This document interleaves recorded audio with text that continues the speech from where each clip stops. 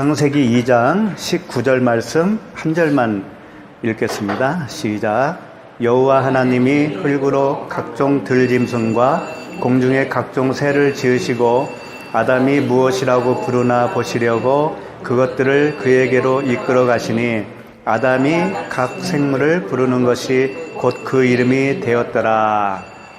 자, 오늘 말씀은 아주 간단하죠. 한 절 말씀인데 내용을 뭐 빼고 더하고 할 필요도 없이 그냥 읽으면 무슨 말인지 딱 알죠. 무슨 말이에요?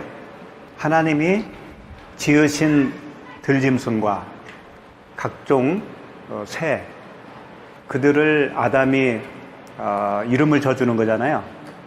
그렇죠. 여기에 뭐 어려운 거 없잖아요.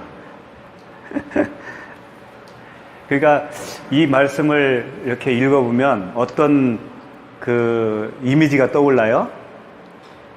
아담이 이렇게 이제 언덕 같은 데 딱 앉아서 자리 잡고 있으면 하나님이 짐승들을 이렇게 이끌어 오시는 거죠.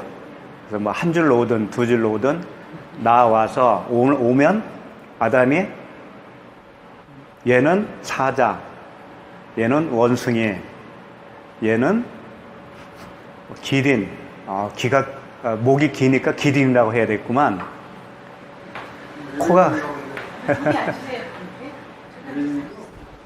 코가 기니까 코끼리라고 해야 되겠구만 하면서 이름을 져준 것처럼 이렇게 보이잖아요. 그렇죠? 그런 얘기 말고 또 다르게 생각한 적 있나요?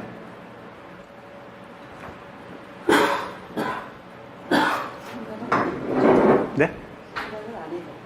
생각 안 해봤어요? 그냥 뭐 이름을 아담이 져줬겠지. 머릿속에 박혀있어요, 그 장면이. 영화 같은 데 본 것처럼. 그럼 그때 그럼 아담이 지어준 이름이 지금까지 이렇게 내려와서 우리가 지금 부르고 있는 그 이름일까요? 그러면 여기 보면 들짐승하고 공중의 새, 각종 새, 이건 나왔는데 뭐 가축까지도 나왔으니까 20장 보면 이제 20절 보면 가축 이야기도 나오니까, 그럼 땅에 있는 모든 그 생물은 맞다고 치고 그 바다에 있는 물고기는 어떻게 됐어요? 누가 이름을 진 거예요, 그러면? 여기에는 물고기 이야기 없잖아요. 네. 그럼 물고기는 누가 진 거예요, 그러면? 이름을? 네. 나중에? 아담이 또 졌겠죠. 아주 그냥, 그건 우리가 상상으로. 그런데 이제 그 동물이 있죠. 동물들이 종류가 몇 가지나 될 것 같아요. 제가 인터넷에 이렇게 검색을 해봤어요. 양서류. 양서류가 뭔지 알죠? 이 개구리 같은 거. 그게 4,000여 종이에요. 그것만. 그 다음에 파충류. 파충류가 뭔지 알죠? 파충류가 6,000 종류. 그 다음에 포유류가 4,629종. 그 중에 17종이 이제 멸종을 했다라는 거예요. 그래서, 조류는 약 10,000종이에요. 9,700여 종. 그리고 이제 5종은 그 중에 지금까지, 뭐 시조새라든가 이런 새들이 멸종을 했다라는 거예요. 그래서 이걸 다 합하니까 어느 정도냐면 24,300여 종이 돼요.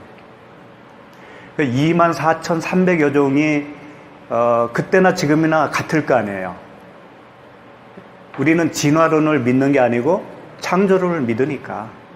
그러면 뭐 그때부터 창조되어서 그 종류가 그대로 있었던 것이 지금까지 왔다라는 거잖아요.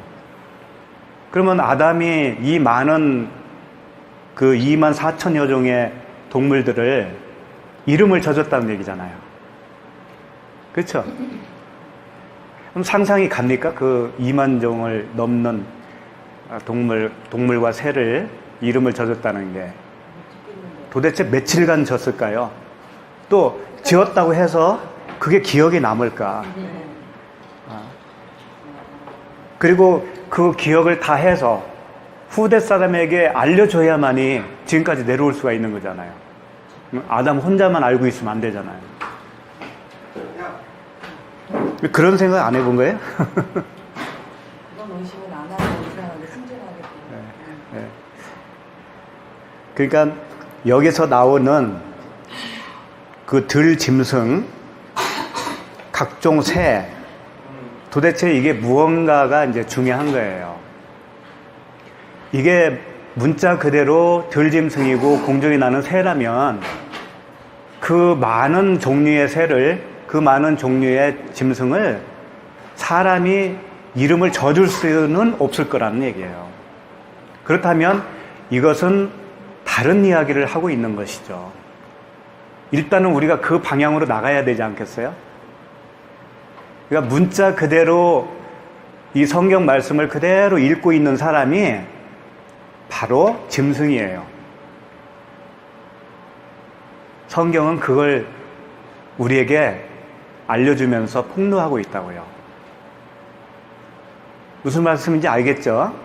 성경 말씀은 하나님이 문자로 기록을 해 주신 거잖아요. 문자로.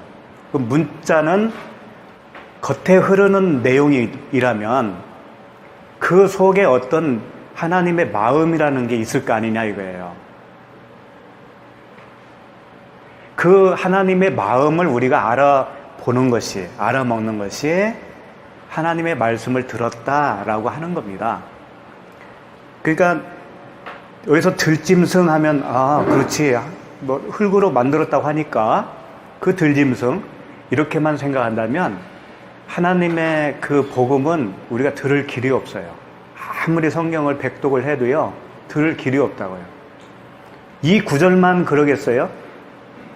지금까지 우리가 쭉 온 것만 해도 상당한 분량이 됐잖아요. 그게 문자 그대로 우리가 그걸 그대로 따르지는 않았지 않습니까? 그 속에 있는 하나님의 말씀, 진리의 말씀을 지금까지 봐왔듯이 오늘 말씀도 똑같이 그런 맥락으로 봐야 된다 이거죠. 그러니까 아담을 지으시고 에덴 동산을 창설하시고 하나님이 그 아담을 이끌어서 에덴 동산을 경작하라고 했습니다. 경작하라고 하고 나서 이제 오늘 이 말씀이 튀어나온 거예요. 그렇다면 지금 에덴 동산에서 이루어지는 이야기를 하고 있는 거예요. 에덴 동산에서 이루어지는 이야기예요, 이게. 그럼 에덴 동산이 뭐라고 그랬죠? 우리에게 적용을 하면 성전이라고 그랬잖아요. 너희가 하나님의 성전인 것과 했으니까 우리가 각자가 하나님의 성전이고 내 각자 안에서 일어나는 일을 지금 설명을 하고 있는 거란 말이에요. 그러니까 우리가 저번 주에 살펴봤던 그 18절도 그 돕는 배필이 뭐라고 그랬어요? 적절한 헬퍼, 도와주는 보혜사, 성령이라고 그랬잖아요. 그와 같이 오늘도 이 19절 말씀도 똑같은 그 복음의 이야기를 하고 있는 거예요. 예수 그리스도를 통해서 우리를 어떻게 구원하시는가를 짧은 한 절 속에서 하나님이 또 설명을 하시는데 짐승과 그 날짐승을 아담이 이름 져주는 걸 통해서 복음을 설명하고 있다고요. 그러니까 실질적으로 동물의 이름을 져줬다는 얘기가 아니고 그 비유를 통해서 하나님이 우리에게 복음을 가르쳐주고 있다, 그런 얘기예요. 그리고 20절에도 이제 다음 주 살펴볼 20절에는 아담의 갈비뼈를 취하여 여자를 만들었잖아요. 그 이야기도 다른 소재를 통해서 다른 이야기지만 같은 복음을 표현하고 있다고요.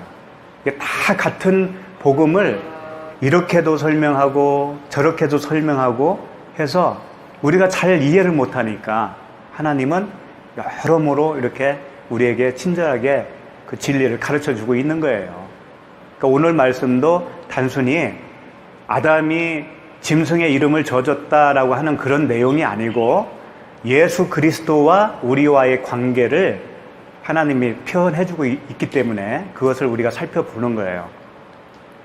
그러면 일단은 제일 먼저 들짐승과 공중의 각종 새는 무엇을 말하는가?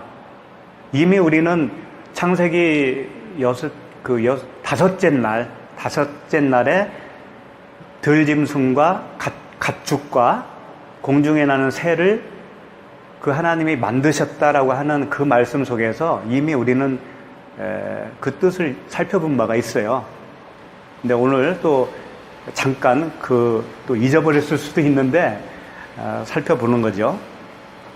이 들짐승을 성경은요, 우리 사람을 들짐승이라고 표현을 하고 있어요. 우리 사람을. 그러니까 짐승 같다고 그러잖아요, 사람을. 그런 표현이라고 보면 돼요. 그래서 그걸 이성 없는 짐승, 이런 표현을 베드로 후서에서도 한번 나왔고 유다서에서도 한번 표현을 한 적이 있어요. 그리고 다른 데에서도 비슷하게 설명을 많이 하고 있거든요. 그래서 그 이성 없는 짐승이라고 했을 때 알로고스라는 단어를 사용했는데 알은 아니다, 없다 그런 뜻이에요. 로고스가 없다 그런 얘기예요. 그러니까 사람은 사람인데 로고스가 없으면 그게 짐승이라는 거죠. 짐승과 다를 바가 없다라는 얘기예요. 인류가 아무리 머리가 좋고 발달을 하고 두뇌가 좋아서 세상을 아름답게 가꾸고 발전시키고 한다고 할지라도 그 안에 로고스가 없다면 짐승이라는 거예요. 그게 짐승. 알로고스라고 하니까 로고스는 이제 성경 말씀이라고 생각하고 그러면 성경 말씀을 달달 외우면 되겠네 이런 말씀이 아니고요. 그 문자적인 말씀 안에 흐르고 있는 그 레마의 음성, 아버지의 음성, 그 깨달아진 음성, 그 말씀이 내 안에 새겨져 있느냐가 문제예요. 내 안에 새겨져 있는 상태를 로고스라고 하는 거죠. 그러니까 알로고스는 그냥 문자적으로만 알고 있는 그런 사람들, 그 상태를 이성 없는 짐승이다라고 표현을 하는 겁니다. 그 이성 없는 짐승은 다른 누가 따로 있는 게 아니고요. 우리 모두예요. 우리 모두가 그런 짐승으로 태어났다라고 성경은 말씀하고 있는 거거든요. 짐승 이야기를 이제 그 사도행전에서 하나 이렇게 찾아볼 수가 있는데 잘 아시는 내용이에요. 그 가이사라에 있는 그 백부장 고넬료라고 하는 사람을 잘 아실 거예요. 그 고넬료가 이방인이죠. 이방인인데 구제를 열심히 하고 기도를 열심히 했어요. 평소에. 그래서 그 고넬료에게 하나님이 환상 중에 천사를 보내서 욥바에 있는 베드로를 청하라. 그런 환상을 주셔요. 그래서 고넬료가 그 베드로가 묵고 있는 욥바로 사람을 보내는 거예요. 보내고 있는 중에 또 하나님이 베드로에게 이제 임하죠. 베드로가 12시쯤에 그 옥상에서 기도를 해요. 제6시라고 돼 있는데 그 당시 6시면은요 플러스 6을 하면 현재 시간이 돼요. 네, 그래서 12시가 되는 거예요. 그 부분을 좀 보면서 우리가 살펴봤으면 좋겠어요. 사도행전 10장 11절입니다. 사도행전 10장 신약성경 사도행전 10장 11절부터예요. 이제 베드로가 그 기도하면서 있었던 일입니다. 11절 보시면 하늘이 열리며 한 그릇이 내려오는 것을 보니 큰 보자기 같고 내 길을 메어 땅에 들이웠더라. 그 안에는 땅에 있는 각종 네 발 가진 짐승과 기는 것과 공중에 나는 것들이 있더라. 그러니까 하늘에서 뇌 기가 달린 그런 보자기에 짐승이 있었던 거죠. 짐승, 그 다음에 기는 거, 그 다음에 공중에 나는 새. 13절 또 소리가 있을때 베드로야 일어나 잡아먹어라 하거늘 베드로가 이르되 주여 그럴 수 없나이다. 속되고 깨끗하지 아니한 것을 내가 결코 먹지 아니하였나이다 한데 또 두 번째 소리가 있으되 하나님께서 깨끗하게 하신 것을 내가 속되다 하지 말라 하더라. 이 말씀이에요. 여기에 환상 중에 보여준 그 짐승과 기는 것, 그 다음에 새, 이런 것들이 뭐라고 하는 거죠?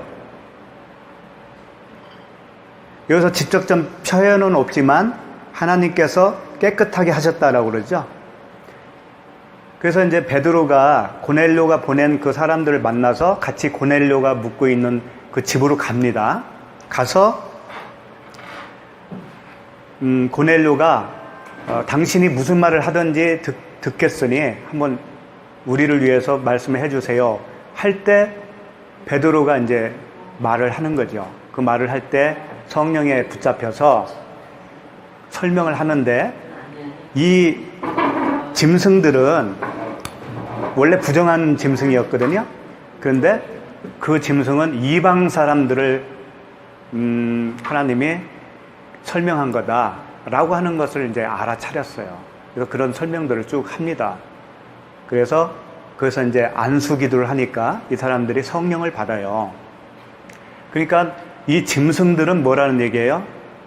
부정한 이방인들. 우리들이 다 이방인들이잖아요. 근데 이방인만 이야기하는 건 아니고 하나님을 모르는 자, 하나님을 모르고 있는 자들이 곧 그 짐승이고 기는 것이고 나는 새라 그런 얘기예요.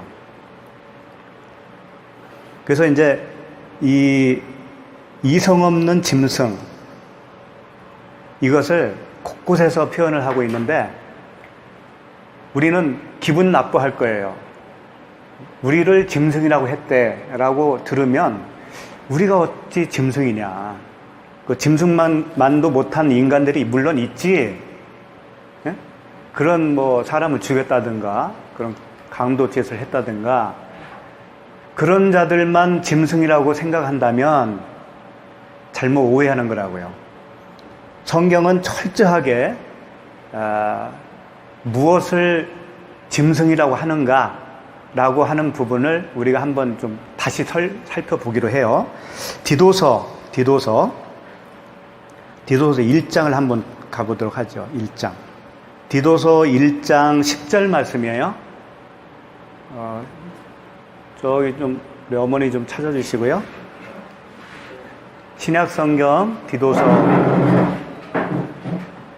그러니까 디도서는 1절부터 이렇게 쭉 보면 어떤 이야기가 나오냐면 감독, 교회의 감독에 대한 직분을 설명을 하고 있어요. 그 직분을 감당하기 위해서는 어떠한 자격이 있어야 된다. 그런 것들을 쭉 설명하다가 이제 반대로 짐승 같은 사람들을 설명을 하는 거예요. 디도서 1장 10절을 한번 보시겠어요? 불순종하는 헛된 말을 하며 속이는 자가 많은 중 할례파 가운데 특히 그러하니. 자, 불순종하고 헛된 말을 하고 속이는 자가 있는데 그들이 할례파라는 거예요. 교회에 그런 자가 있다라는 거예요. 그러면 불순종한다라고 했을 때 이 불순종은 무슨 뜻일까요? 어떻게 하는 게 불순종일까요? 교회 담임 목사의 말을 안 듣고 불순종하는 거? 또 그런 건가? 그런 말이 아니고 불순종은 진리로 설득되어지지 않은 사람, 설득되지 않은 그런 상태에 있는 사람을 말하는 거예요. 그러니까 철저하게 신학적인 이 용어들도요, 철저하게 진리적인 용어예요. 우리가 그냥 세속적인 용어로 받아들이면 그냥 국어사전적인 그런 낱말 사전과 같은 그런 개념으로 받아들이면 진리를 모른다고요. 그게. 복음을 온전히 받아들이기가 어렵다고요. 그러니까 이 불순종한다는 것은 진리의 말씀에 굴복하지 않는 걸 얘기하는 겁니다. 예. 그러면 진리의 말씀에 굴복하지 않는 사람들의 상태가 어때요? 그 사람들은 율법주의자가 되는 거예요. 율법주의자. 그리고 헛된 말을 하며, 당연히 그 결과적으로 오는 게 헛된 말이죠. 이 사람들은 하는 말마다 비진리적인 그 율법의 행위를 말할 거 아니에요. 그렇죠? 속이는 자가, 속이는 것도 역시 마찬가지겠죠. 그렇죠? 그러니까 진리의 말씀으로 하지 않으면은요, 무슨 말을 하든지 간에 그것은 다 속이는 말이 되는 거예요. 그런데 이 사람들이 헬라파라는 겁니다. 헬라파가 뭐예요? 할레파. 할레파는 이 사람들은 예수를 믿는 사람인데도 불구하고 율법에서 말하는 할례를 행해야 된다라고 주장하는 사람들이에요. 그러니까 당연히 불순종, 진리에 설득되어지 않은 사람들이니까 그런 주장을 할 수밖에 없을 거 아니에요. 이들이 누구다? 짐승이다. 이런 사람이 짐승이라는 거예요. 짐승이 따로 있는 게 아니고, 그 다음에 11절, 그들의 입을 막을 것이라. 당연히 그들이 하는 말을 못하게 해야죠. 교회에서는. 그렇죠? 막을 것이라. 이런 자들이 더러운 이득을 취하려고 마땅하지 아니한 것을 가르쳐 가정들을 온통 무너뜨리는 도다. 이득을 취한대요. 더러운 이득. 더러운 이득이 뭘까요? 복음을 어떤 이득을 위해서 전하잖아요. 자기도 근데 그게 그렇게 전하는 건지도 모르면서 전하고 있는 게 태반이거든요. 근데 결국은 무엇을 위해서 이 사람들이 복음을 전했냐면 돈과 또 뭐겠어요, 하나는? 명예예요. 돈과 명예. 그게 그들의 이득이라고요. 그게 더러운 이득이에요. 이것은 진리입니다.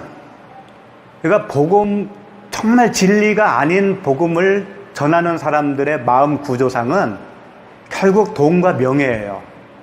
그걸 떠나서는 이 사람들은 살 가치가 없는 사람들이에요. 교회가 크든 작든 그건 상관이 없는 얘기고요.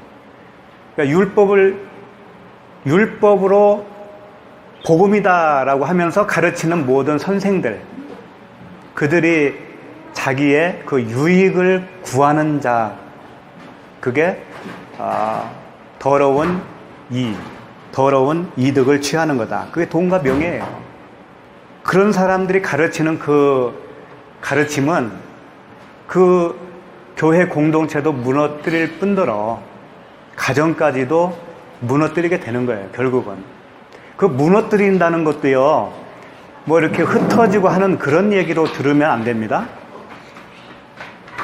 진리로 지어져야 할 그 집을 무너뜨린다, 그런 얘기예요. 결국은 무너뜨리게 되면 모래 위에 짓는 집이 되겠죠. 그러니까 이게 가장 무서운 겁니다.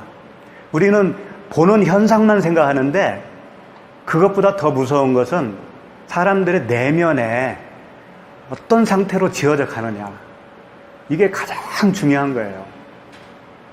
근데 보통 우리들은 그걸 귀하게 생각 안 하죠. 보여지는 어떤 실적이라든가 되어지는 현상들만을 가지고 평가하기 쉬워요. 우리 인간은. 몸을 가지는 우리 인간 다 그렇다고요. 12절 보시면 그레데인, 이게 그레데인이거든. 그레데인 중에 어떤 선지자가 말하되 그레데인들은 항상 거짓말쟁이며 악한 짐승이며, 여기다 악한 짐승이 나오죠? 악한 짐승이며 배만 유의하는 게으름뱅이라 하니, 항상 거짓말쟁이라는 거예요. 당연하죠. 진리가 없으니까 하는 말마다 그냥 거짓말이겠죠. 이걸 악한 짐승이라는 거예요. 이 악한 짐승은 어떤 짐승이겠어요? 그것도 사전적인 의미로 악한 짐승 이렇게 생각하지 마시고, 그래요. 똑같은 말이에요. 진리가 없는 사람이 악한 거예요. 그게. 없이 율법으로서 가르치고 있는 선생님들. 그렇게 되어 있는 상태가 악한 사람이라는 거예요. 거짓말쟁이며 악한 짐승이고 배만 위에는 게으름뱅이다. 왜 게으름뱅이라고 했겠어요? 이 사람들이 범사에 게을렀을까? 그러면 이게 무슨 뜻일까요? 이 게으름뱅이라고 하는 것은요, 활동을 하지 않았다라는 단어거든요. 그 뜻이 활동을 하지 않았다. 그러면 이들은 활동을 하지 않은 것이 아니거든요. 사실은 열심히 가르치고 가정을 무너뜨릴 만큼 열심히 했단 말이에요. 근데 활동을 안 했대요. 그걸 무슨 말이냐면 활동은 생명의 말씀만 활동할 수 있어요. 우리를 살릴 수 있는 그 말씀이 어떤 말씀이겠어요? 생명이 있는 진리의 말씀일 거 아니에요. 근데 이들은 그 생명의 말씀이 없는 비진리의 언어를 가졌기 때문에 그들은 아무리 열심 내서 가르치고 전하고 했어도 결국은 하나님 눈에는 게으름뱅이, 활동을 하지 않은 거라는 얘기예요. 그게. 게으르고 악한 점. 그렇죠. 예. 결국은 어떤 행동으로 우리가 뭘 안 했다라는 얘기가 아닙니다. 이건 절대 그런 얘기가 아니에요. 아니야지. 돈도 많이 벌고 열심히 일하고. 근데 그게 게으름뱅이란 말이지. 이런 자들이 짐승이라는 거예요. 그래서 오늘 창세기 2장 19절을 하고 있는데 그 짐승들, 들짐승, 그 다음에 공중에 나는 새들, 이런 자들이 다 우리 사람을 얘기하고 있는 겁니다. 사람을. 만약에 이 비진리로 가지고 있는 사람들이 이성 없는 짐승이라면 그 반대 개념은 뭐겠어요? 우리도 다 그런 이성 없는 짐승이었었는데 이제 그리스도 안에서 새 피조물이 됐다면 어떤 존재가 되어야 되느냐 하면 예수 그리스도를 시인한 자가 되는 거예요. 시인하다. 들어보셨죠? 너희 마음으로 믿어, 응? 입으로 시인하고. 그렇지. 로마서의 말씀이죠. 내가 만일 내 입으로 예수를 주로 시인하며 또 하나님께서 그를 죽은 자 가운데서 살리신 것을 내 마음에 믿으면 구원을 받으리라. 로마서 10장 9절 말씀인데요. 여기에서 이제 시인하다라고 하는 것이 호몰로게예요. 호몰로게오. 네, 호몰은 호모 아시죠? 호모. 하나. 로게오는 이제 로고스에서 나온 단어니까 로고스와 하나가 되었다라는 겁니다. 우리가 진리를 알게 됐다, 진리가 되었다라고 하는 그 말은 예수 그리스도를 주로 시인한 상태. 그것은 나 예수 믿어 이렇게 단순하게 표현하는 말이 아니라 그 로고스와 하나가 된 상태를 얘기하는 거예요. 내가 말씀 육신이 된 상태를 시인하다라고 표현한 겁니다. 근데 우리나라 말로 시인한다고 그러니까 너무 가볍게 생각하는데 절대 그게 아니죠. 그러니까 아까 말했던 그 악한 짐승들은 이 로고스와 하나가 되지 않은 상태에 있는 사람들이고 그리스도를 주로 시인했다라고 하는 그런 사람들은 그 말씀과 하나가 되었다. 말씀이 곧 자신이 되었다라고 하는 뜻이에요. 그 상태에 있어야. 그게 구원이라는 겁니다. 그리고 이제 공중에 나는 새가 뭔가를 좀 살펴보도록 해요. 오늘 창세기 2장 19절에 들짐승 또 공중을 나는 새. 네. 그 새는 이것도 역시 뭔가 사람은 사람인데 어떤 존재적인 사람을 얘기하겠죠. 근데 주로 공중의 새는요, 이 지도자 위치에 있는 사람들을 일컬어요. 땅에서 올라갔잖아요. 그래도 공중에 있잖아요. 근데 이제 우리가 창세기 그 1장에서 창조 다섯째 날, 그때 이제 들짐승, 가축, 그 다음에 공중의 새, 이런 것을 다 지었다라는 것을 우리가 살펴봤어요. 그때 궁창에 나는 새들, 땅을 덮어라, 그런 말씀이 있었다겠죠? 그 새는 이 새하고는 좀 다릅니다. 궁창 아래에 있는 땅은 구원받은 백성의 성전을 얘기하는 거예요. 그 성전을 비둘기 같은 성령의 그 은혜를 표현한 말씀이라고 전에 제가 말씀드렸죠? 그 새는 예수 그리스도를 표현한 거고, 그 후에 나오는 각종 새, 이런 표현이 있을 때 그 새들이 바로 이제 우리들 인간 세상에 그 율법사라고 보면 돼요. 율법사. 가르치는 자들. 그게 이제 바리새인과 사두개인, 서기관, 이런 사람들이었죠. 당시에. 지금으로 말하면 가르치는 위치에 있는 사람들이겠죠. 그런 사람들이 이제 일반적으로 그것을 이제 좀 살펴보도록 하죠. 그 잘 아시는 말씀인데 창세기 40장입니다. 한번 찾아보도록 하죠. 창세기 40장. 제가 이렇게 자꾸 찾아보는 이유는 혹시라도 졸음이 올까봐. 창세기 40장 9절부터예요. 9절부터. 찾으셨어요? 창세기 40장 9절 말씀은 술 맡은 관원장이 그의 꿈을 요셉에게 말하여 이르되 내가 꿈에 보니 내 앞에 포도나무가 있는데 그 나무에 새 가지가 있고 싹이 나서 꽃이 피고 포도송이가 익었고 내 손에 바로의 잔이 있기로 내가 포도주를 따서 그 즙을 바로의 잔에 짜서 그 잔을 바로의 손에 들여놓으라. 이런 말씀, 이거 잘 아시죠? 이게 이제 술관원입니다. 술관원 말고 또 누구 있어요? 떡관원. 예, 떡 굽는 관원이죠. 떡 굽는 관원이 이제 16절 한번 보세요. 16절.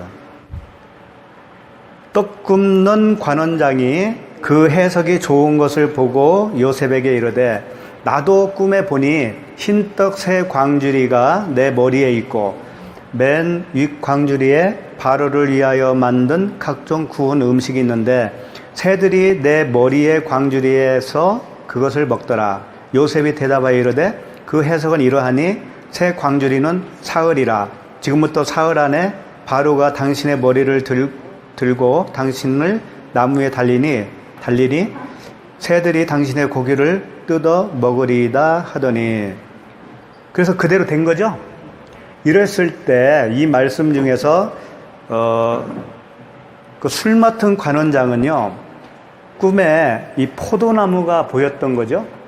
그 포도를 따서 그것을 잔에 짜서 바로에게 줬어요. 그러니까 포도나무의 열매를 그 임금에게 드린 거죠. 그와 반대로 떡 굽는 관원은 머리에 광주가 있었는데 거기에 떡이 있었다. 새들이 와서 그 떡을 쪼아 먹었다라는 겁니다.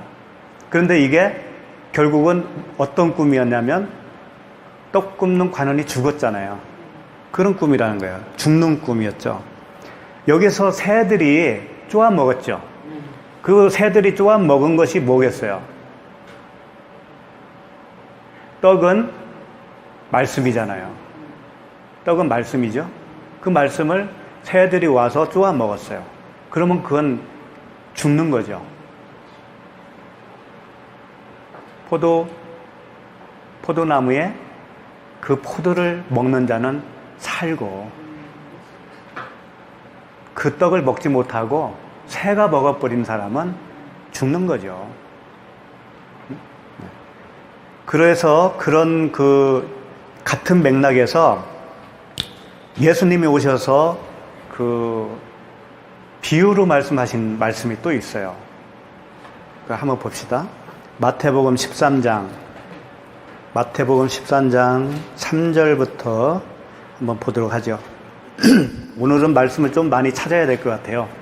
마태복음 13장 3절 보시면 예수께서 비유로 여러 가지를 그들에게 말씀하여 이르시되 씨를 뿌리는 자가 뿌리로 나가서 뿌릴새 더러는 길가에 떨어짐에 새들이 와서 먹어버렸고, 여기 또 새들 나오죠.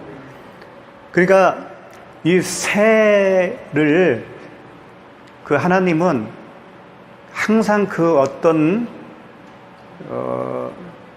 역할을 하는 걸 상징적으로 보여주고 있는데 좋은 역할이 아니었어요. 그런데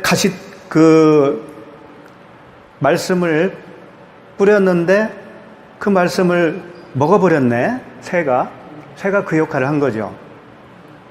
그래서 이걸 이제 그 제자들이 나중에 예수님에게 가서 이렇게 설명을 좀 해달라고 그런 거예요. 18절 말씀일 거예요. 18절 한번 보시죠. 13장 18절. 그런즉 씨 뿌리는 비유를 들으라. 아무나 천국 말씀을 듣고 깨닫지 못할 때는 악한 자가 와서 그 마음에 뿌려진 것을 빼앗나니 이는 곧 길가에 뿌려진 자요. 그러니까 여기서 길가에 뿌려진 그 말씀을 빼앗는 자가 악한 자라고 그러잖아요, 지금. 그러니까 아까 새가 먹었으니까 새가 누구라는 거예요? 악한 자. 근데 그 악한 자는 말씀을 빼앗는 자인데 어떤 자들이 그걸 하겠어요, 결국은? 주도적으로 말씀으로 이끌어 가는 사람들일 거 아니에요. 예. 그 밑에서 듣는 사람들이 무슨 힘이 있나요? 가르쳐 주는 대로 들을 수밖에 없잖아요.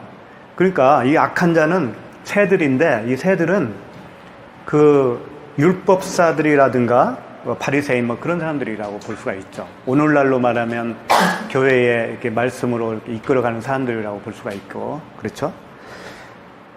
13장 31절을 한번 보실까요? 31절. 또 비유를 들어 이르시되 천국은 마치 사람이 자기 밭에 갖다 심은 겨자씨 한 알 같으니 이는 모든 씨보다 작은 것이로되 자란 후에는 풀보다 커서 나무가 되매 공중의 새들이 와서 그 가지에 깃들이느니라. 여기 이게 무슨 말일까요? 천국 비유인데 어떤 사람이 자기 밭에다가 겨자씨 하나를 심었어요. 심었는데 이게 자라가지고 새들이 와서 깃들였다, 그런 얘기죠. 무슨 이야기일까요? 좋은 비유일까요? 나쁜 비유일까요, 이게? 근데 이 앞에 문맥을 이렇게 보면은요, 모두 다 무슨 이야기냐면은, 이 원수가 와서 가라지를 뿌리고 갔다, 그런 이야기를 해요. 그러니까, 31절도 또 비유를 들어 했으니까 또 하니까 같은 이야기를 하고 있는 거죠. 그러니까 우리는 자칫 생각하면 이 말씀을 좋은 의도로 말씀하신 것으로 착각할 수가 있어요. 아, 천국은 그렇게 막 그 겨자씨 하나가 불어나듯이 굉장하게 이렇게 폭발적으로 부흥을 하는 거구나. 만약에 그 말이 맞다면 교회는요, 아무것도 안 하고 가만히 있어도요, 막 이렇게 부흥해야 됩니다. 이 말씀대로라면. 천국은 자기가 알아서 그렇게 되는 거니까. 그 다음에 그 뒤에 말씀 한번 보죠. 33절. 또 비유로 말씀하시되, 이게 또니까 같은 이야기를 하는 거죠. 또 비유로 말씀하시되, 천국은 마치 여자가 가루 서말 속에 갖다 넣어 전부 부풀게 한 누룩과 같으니라. 밀가루 서말 되는 그 속에다가 누룩을 넣으니까 부풀었어요. 크게 부풀었어요. 천국은 마치 그와 같다라는 거예요. 그럼 어떻게 생각돼요, 또 이것도? 부흥이죠. 그렇게 되는 거구나. 근데 참 반대의 이야기라는 거예요. 참 반대의 이야기. 한번 하나하나 보자고요. 32절 31절부터 한번 볼게요. 31절 보면 또 비유를 들어 이르시되 천국은 마치 사람이 자기 밭에 갖다 심은 겨자씨 하나를 같으니. 자기 밭에다가 겨자씨를 심었어요. 밭에는 뭐가 있어야 되는 거예요, 원래? 채소. 그게 그 다음 절에 있어요. 32절. 이는 모든 씨보다 작은 것이로되 자란 후에는 풀보다 커서 그러죠. 그러니까 그 밭은 무슨 밭이라는 거예요? 그 밭은 원래 무슨 밭? 풀밭. 근데 이 풀이라고 하는 게 이제 잘못 번역을 한 거예요. 풀이 아니고 채소예요. 채소. 채소나 나물 이런 뜻이에요. 그리고 이 풀이라고 이제 돼 있는 원어를 보면 라카놀이라고 돼 있는데 나물, 채소. 그러니까 하나님의 말씀이 있는 곳이죠. 그렇죠? 먹을 양식, 씨 가진 채소, 그런 말씀 많이 들었잖아요. 그러니까 그 밭은 천국이라고 보는 거예요. 그 밭이 천국이야. 근데 거기에 심지 말아야 할 나무 씨앗이 딱 심은 거예요. 누가? 악한 자가. 이 앞에도 계속 그 얘기를 한 거거든요. 악한 자가 가라지를 심고 갔다. 천국 나중에 추수할 때 이제 가라지를 먼저 뽑지 말고 막 그런 얘기 나오잖아요. 그러니까 이 풀은 채소고 나물인데 이 풀이라고 하는 단어는 따로 있어요.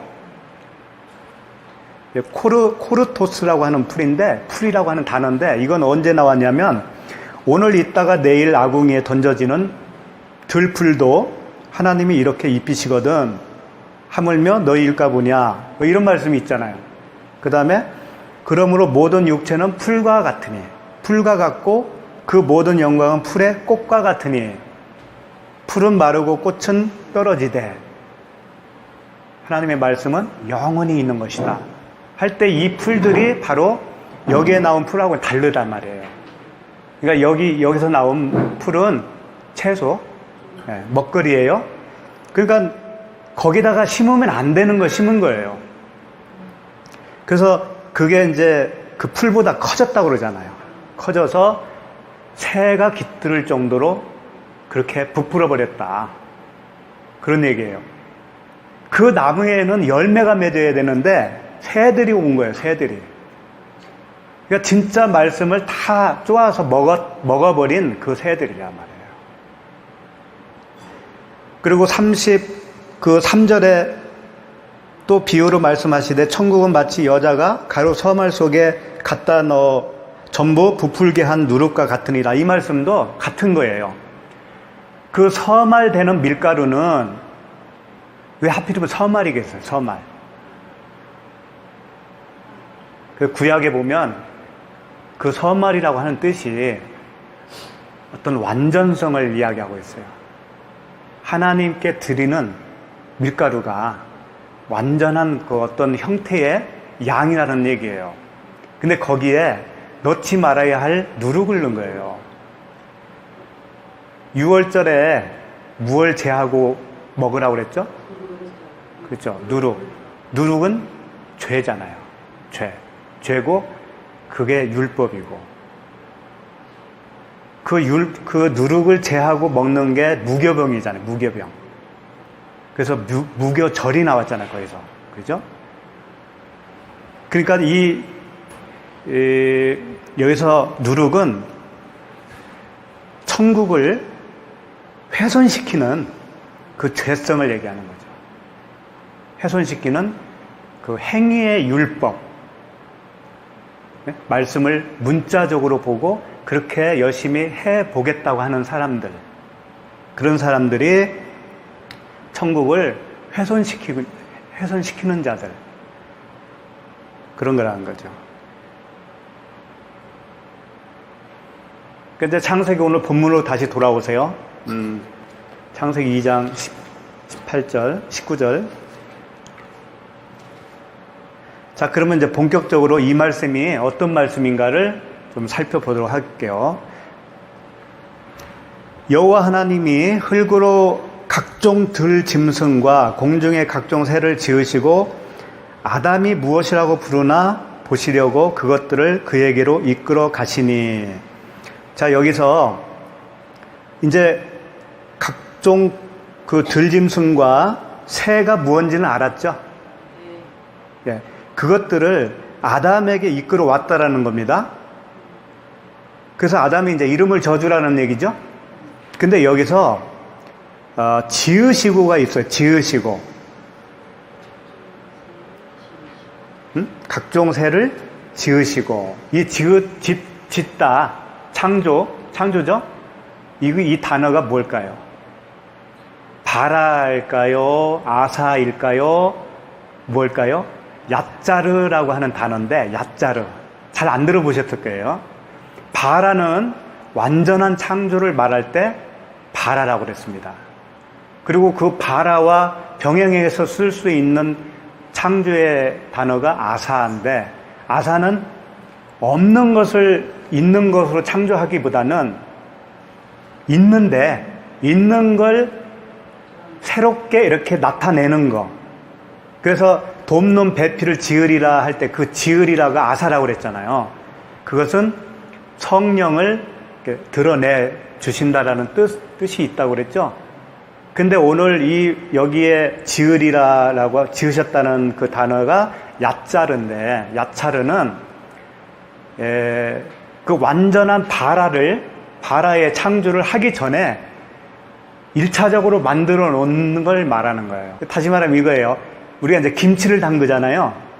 김치를 담그기 전에 뭘 해요, 먼저? 배추를 절이고, 물을, 그렇죠. 소금으로 절이고, 그다가 시간 지나서 다 이제 갖다 놓고, 양념 넣고 버무려서 이제 완성이 되는 거잖아요. 버무리기 전 단계가 얕자르라는 거예요.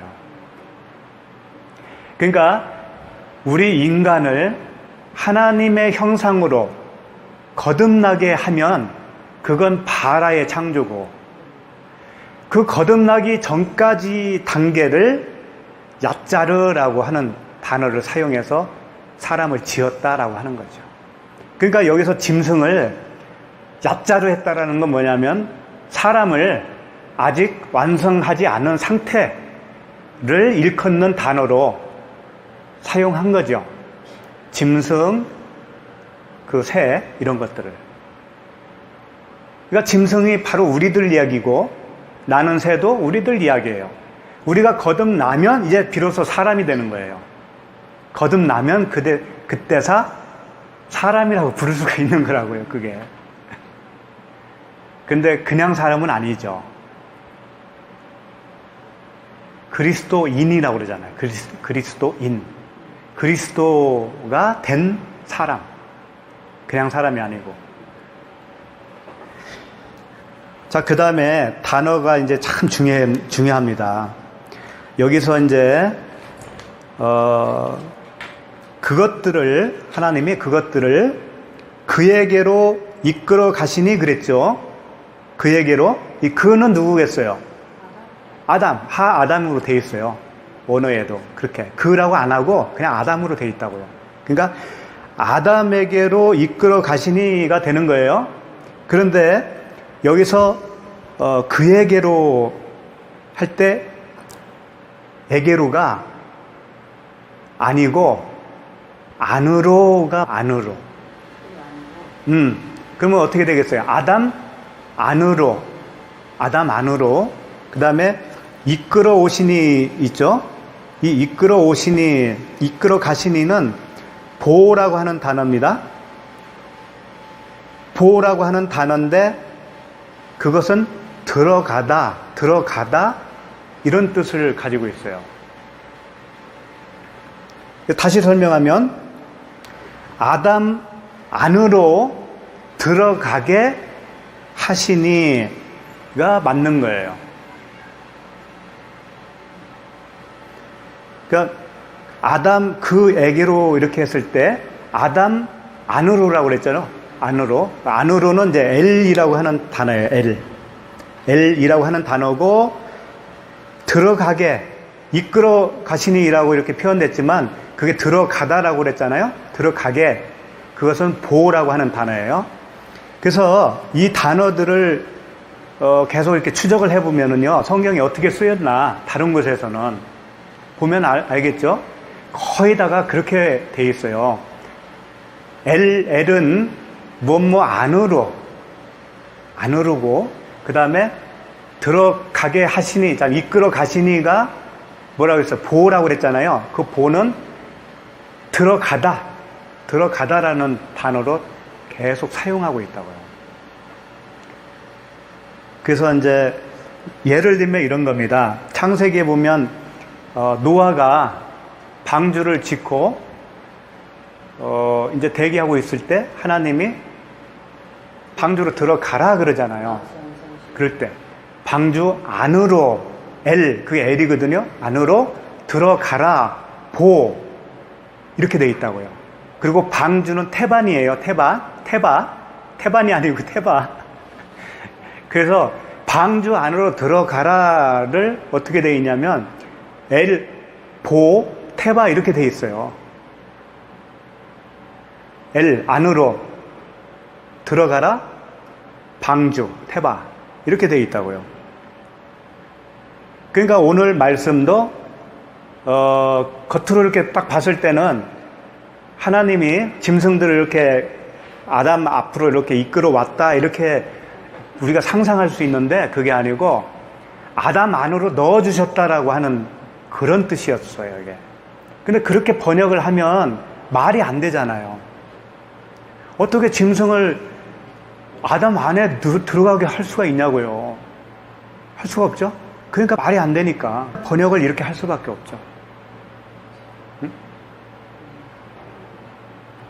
근데 우리는 그 이면적인 말씀으로 보니까 이제 이해가 가잖아요. 오히려 그게 맞는 말씀이잖아요. 아담은 누구의 모형? 오실자의 모형. 예수 그리스도. 그럼 아담 안으로 짐승 같은 우리가 들어가면 아담이 일컬어지는 이름을 갖게 되는 거예요. 응? 아담이 일컫는 이름. 보시면 이제 끝에 보면 아담이 각 생물을 부르는 것이 곧 그 이름이 되었더라 했는데, 그러니까는 결국은 그리스도 안에 들어가는 자는 새 피조물 그렇게 되고 우리가 그리스도인이라고 이름을 새로 받게 되죠. 그런 말씀을 구약에서도 해주셨거든요. 이사야서 43장 또 찾아봅시다. 이사야서 43장 7절 말씀이에요. 이사야서 43장 7절. 내 이름으로 불려지는 모든 자. 그러니까 지금 여호와 하나님이 말씀하시는 거예요. 하나님이 뭐라고 하시냐면 자기 이름으로 불려지는 모든 자, 곧 내가 내 영광을 위하여 창조한 자를 오게 하라. 그를 내가 지었고 그를 내가 만들었느니라. 이 무슨 말이에요? 여호와 하나님이 자기 이름으로 불려질 자가 있다라는 거예요. 그러면 그 불려질 자는 이름이 뭐라는 얘기죠? 똑같이 여호와 하나님이시지. 여호와 하나님이지.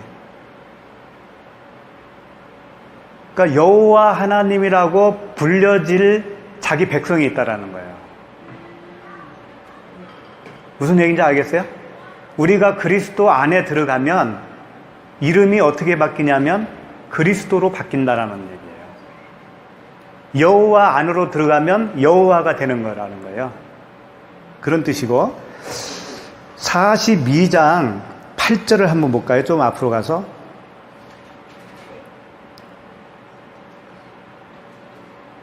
42장 8절을 보면 나는 여호와이니 이는 내 이름이라 나는 내 영광을 다른 자에게 내 찬송을 우상에게 주지 아니하리라.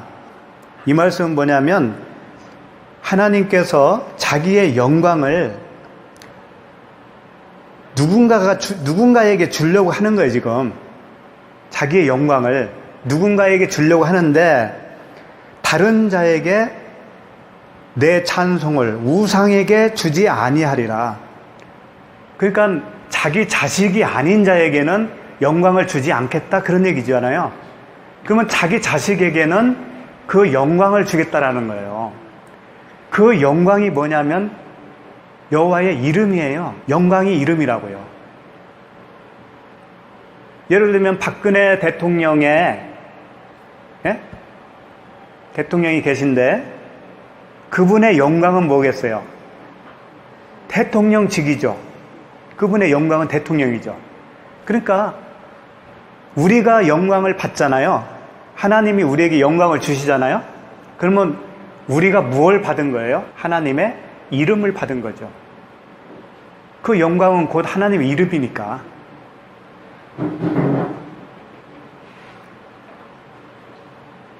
무슨 말씀인지 알겠죠? 그래서 이건 찾지 마시고 제가 읽어드릴게요. 요한복음 17장 22절 보면 이런 말씀이 있어요. 내게 주신 영광을 내가 그들에게 주었사오니 이는 우리가 하나 된 것 같이 그들도 하나가 되게 하려 함이니이다. 이건 예수님이 직접 하신 말씀이에요. 뭐라고 했냐면 내게 주신 영광을, 그러니까 하나님 아버지께서 예수 그리스도에게 주신 영광이 있다라는 거예요. 그 영광을 내가 그들에게 주었다라는 거예요. 누구요? 누구겠어요, 그들이?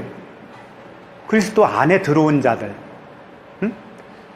그러니까 그 영광은 결국은 아버지의 영광인데 아버지의 이름이죠. 아버지의 이름이고 그 아버지의 이름이 그리스도에게 주셨고 또 그리스도가 우리에게 그 영광을 다시 주셨으니까 우리는 무엇을 가진 자가 되는 거예요? 그 아들의 영광을 가진 것이 되고 아버지의 영광을 가진 것이 되는데 그게 곧 이름을 가진 거라고 그랬잖아요. 이름을. 그리스도라고 하는 이름을 가진 자가 된 거죠. 그래서 오늘 말씀에 그 아담이 부른 대로 생물을 부르는 것이 곧 그 이름이 되었더라. 그러면 그 짐승이 이름이 어떻게 변했을까요? 아담 안으로 들어간 짐승이 직접적으로 이 표현으로 말하면 오늘 본문 표현으로 말하면 아담 안에 들어가면 아담이 되는 것이지. 근데 그 아담은 그리스도니까 그리스도 안에 들어가면 그리스도라고 하는 이름을 갖게 된다. 그런 얘기예요. 그래서 이사야서 그 43장 20절을 한번 보고 마무리를 좀 해야 되겠네요.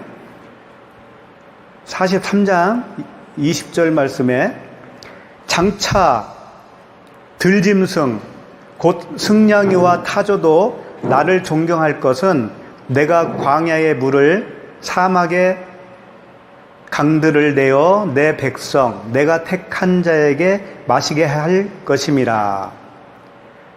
자, 여기서 들짐승, 승냥이, 타조 다 나오잖아요. 예? 이런 것들이 나를 존경할 때가 올 거다. 그때는 그 사막 광야의 물을 사막의 강들을 내어서 그들이 마시게 될 거다. 그 진리의 생수를 마시게 된 자들, 그들이 처음에는 짐승이었죠. 그러나 여호와의 이름을 갖게 된 자가 되는 것이다. 그런 말씀이에요. 그러니까 우리는 얼마나 영광스러운 존재가 되겠느냐 그런 거죠. 응? 그리고 이제 창세기 다시 본문에 보면 그 이름이 되었더라라고 나오잖아요. 되었더라는 미완료 시제로 돼 있어요. 미완료 시제는 어떤 얘기냐면 그 아담이 그 생물을 부르는 것이 곧 그 이름이 되었더라 그런 얘기인데 되게 될 것이다 라는 얘기예요. 이거 완성이 아니고 계속 그런 일들이 일어날 것이다 그런 얘기란 말이에요. 응? 그러니까 아담의 후손부터 시작을 해서 계속적으로 그런 일이 일어날 거야. 그 예고를 얘기하는 거죠. 그래서 성경은 굉장히 정확해요. 그 현재형이냐 미래형이냐 이런 것까지도 다 그게 뜻을 포함하고 있으니까. 그러니까 이런 일들이 아담만 있는 게 아니고 계속적으로 있을 거다라는 거예요. 그리스도 안에 들어오면 그리스도라고 하는 이름을 갖게 되는 그 짐승들이 생겨날 거다. 그런 얘기예요. 그래서 구약에는 참 그 표현들을 이렇게 비유로 표현을 했기 때문에 알아보기가 참 힘들어요. 그런 말씀 중에 대표적으로 하나만 보고 오늘 마치도록 할게요. 잘 아시는 말씀이니까 이사야 11장이에요. 이사야서 11장 6절부터 보시면 좋겠습니다. 찾으셨어요? 예. 6절 보시면 그때의 일이가 이렇게 나오는데 그때는 언제일까요? 갑자기 이렇게 물어보면 당황하죠. 11절 그 1절을 보세요. 11장 1절. 1절은 뭐라고 되어 있냐면 이새의 줄기에서 한 싹이 나며 그 뿌리에서 한 가지가 나서 결실할 것이요. 이게 누굴까요? 예수 그리스도시죠.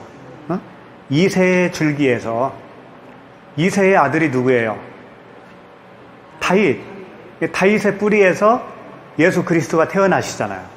그러니까 예수 그리스도가 태어나시고 오셔서 결실할 때, 그분을 통해서 이제 결실을 맺는 게, 그분이 이제 십자가에서 다 이루시고, 그때부터잖아요.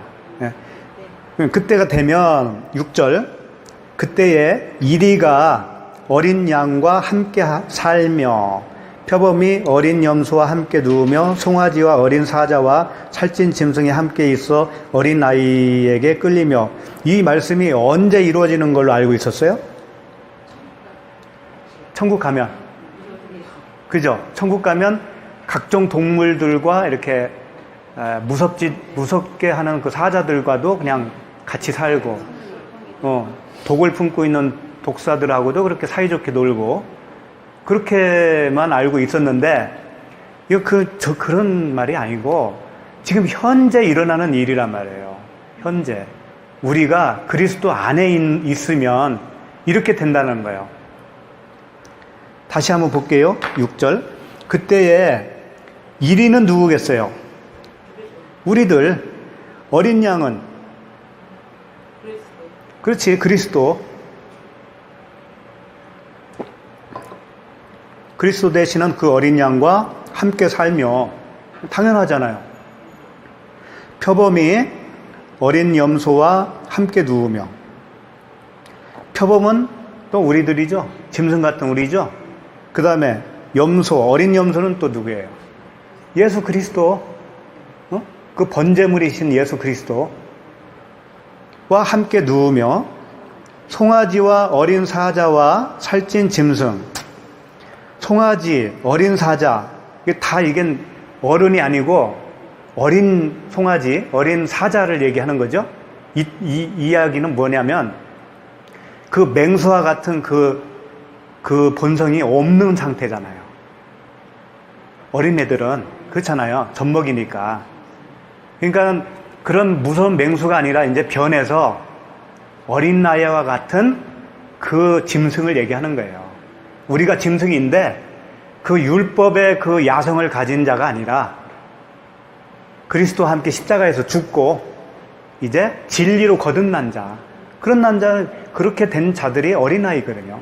그러니까 사자도 어린 사자. 여기서 살찐 짐승이라고 그랬는데 이 짐승이라고 번역이 좀 잘못됐어요. 이건 가축이에요. 그러니까 살찐 가축은 뭐냐면 하나님께 드리는 번제물로 쓰는 그겁니다. 살찐 가축. 돌아온 탕자 이야기 할 때 그 아버지가 뭘 잡았어요? 살찐 송아지. 바로 그거예요. 살찐 송아지를 잡아서 잔치를 벌였잖아요. 그런 상태에 있는 제물이 된 상태. 함께 있어 어린 아이에게 끌리며. 그러니까 어린 아이가 그걸 인도한대, 그런 사람들을. 그 어린 아이는 또 누구겠어요? 너희들이 이 어린 나이와 같이 되지 아니하면 천국에 갈 수 없다라고 그랬죠. 그 어린 아이, 우리도 그렇게 돼야 됩니다. 우리도 어린 아이와 같이 돼야 되는데, 그 어린 아이는요, 갓난 아기를 얘기하는 거예요. 갓난 아이. 그러니까 이 젖먹이 아이 있죠. 어머니 품에 있는 젖먹이 아이. 예수님이 그 아이를 얘기한 거예요. 갓난 아기. 갓난 아기의 특성은 뭐예요?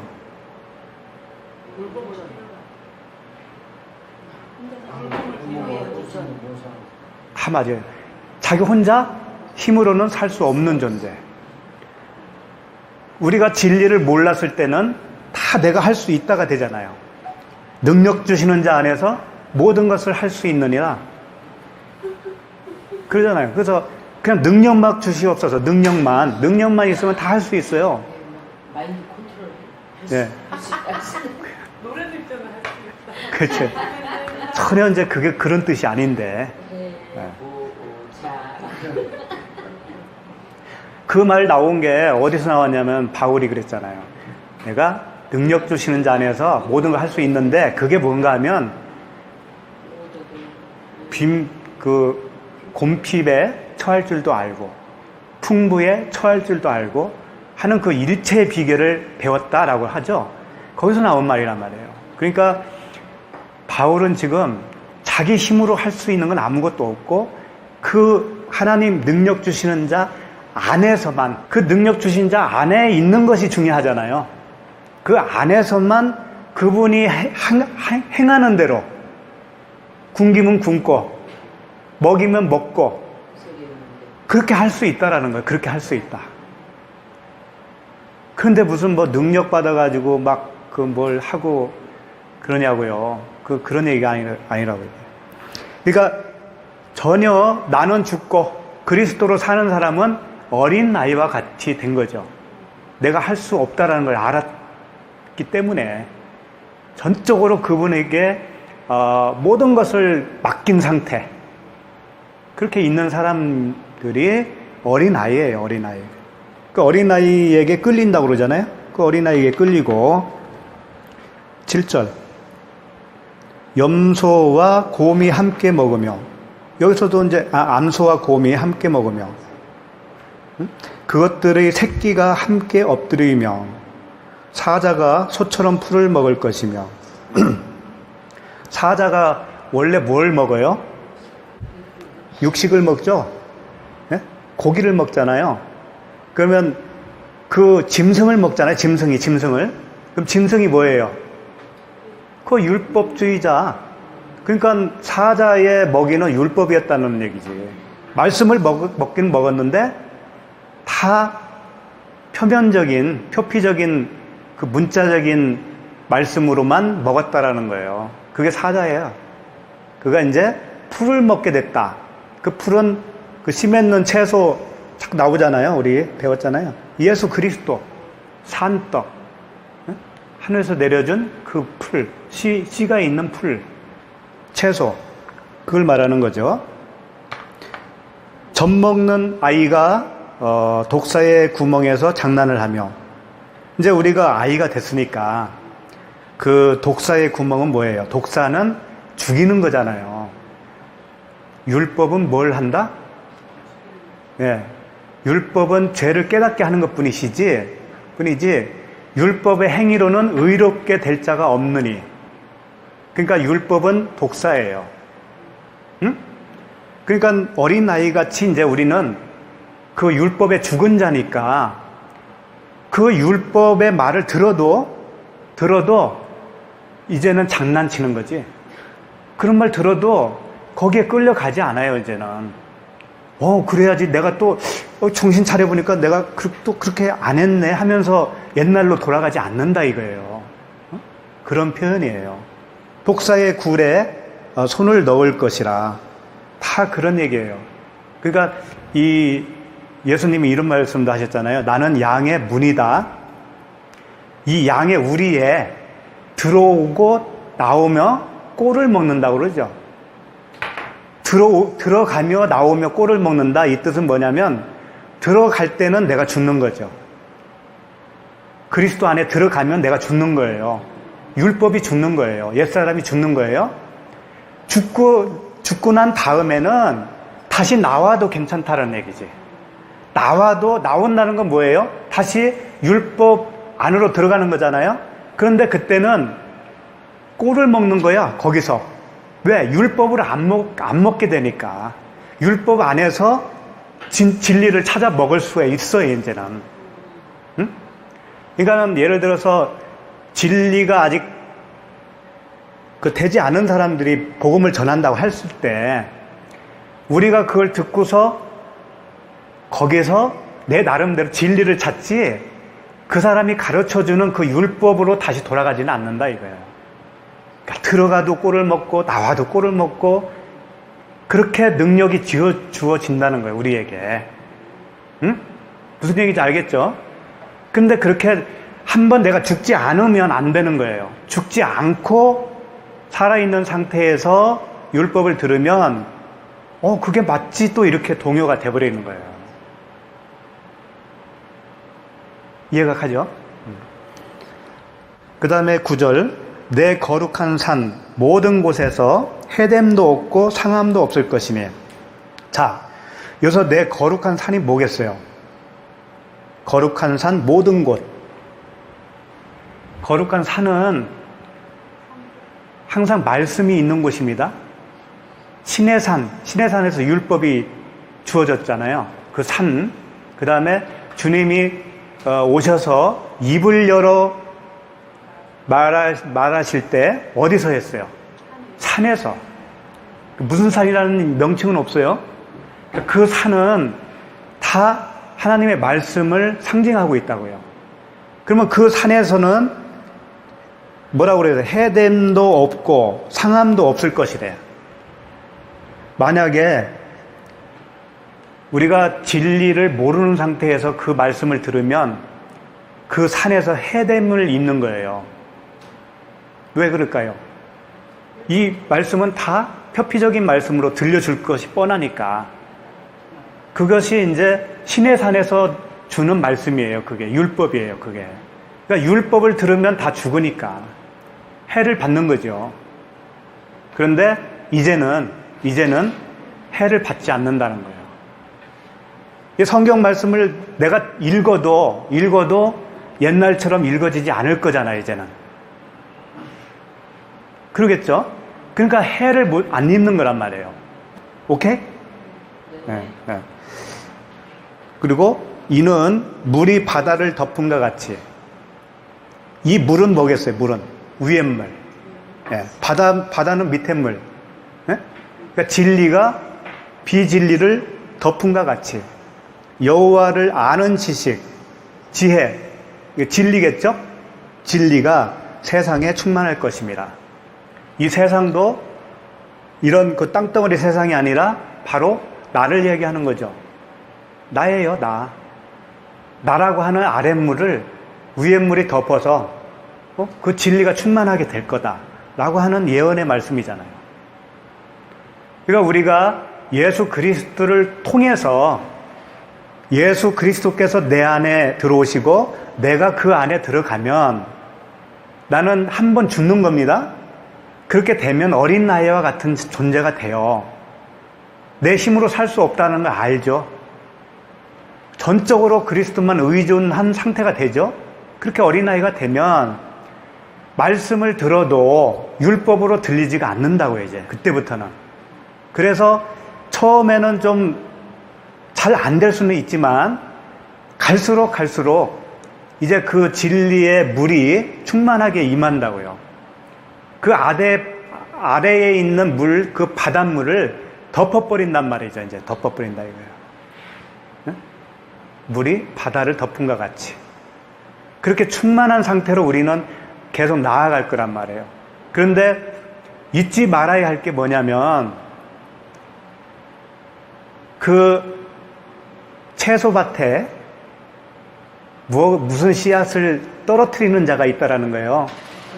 겨자씨, 악한 자. 그 악한 자는 새와 같이 공중을 날고 있어요. 우리는 땅에서 기는 존재라면 공중에 나는 자들이 있다니까요. 그들은 성경에 도통한 사람들이겠죠? 응? 그 사람들이 그 겨자씨를 떨어뜨린단 말이에요. 그럼 그게 순식간에 자라가지고 나라고 하는 그 성전을 해방시킨다고요. 훼손시킨단 말이에요. 그걸 조심하라. 천국은 그와 같은 원리가 있기 때문에 그걸 조심하라는 거예요. 그걸. 그러니까 말씀도 이것저것 다 듣는다고 좋은 게 아니에요. 이 사람 말씀도 들어보고 저 사람 말씀도 처음에는 다 그럴 수 있어요. 그러나 정말 내가 진리를 이제 분별할 수 있으면 더 이상은 그런 말씀을 이제 찾지도 말아야 돼. 왜 그러냐면 그 겨자씨가 또 큰 나무로 또 자라니까 거기서 또 나오려면 한참 걸리거든요. 그래서 말씀이 그만큼 중요하고 항상 내가 그리스도 안에 있다라는 것을 잊지 마시고요. 그리스도에게 질문도 하시고 각자가 하나님 앞에서 질문하시고 그분이 또 가르쳐 주고 그렇게 해서 점점 이렇게 성장해 나가도록 합시다. 그러니까 오늘 말씀은 결코 아담이 어떤 짐승 새의 이름을 지어주는 그런 이야기가 아니고 그리스도 안에 짐승 같은 우리를 집어넣어 주셔서 그리스도 안으로 집어넣어 주셔서 그 방주 안에 들어가는 것 같이 넣어 주셔서 새 이름을 받는 거죠. 새 이름을 지음을 받는 거예요. 우리가 그와 같은 일들이 계속 있을 것이다 라고 하는 약속의 말씀이죠. 오늘 여기까지 하겠습니다.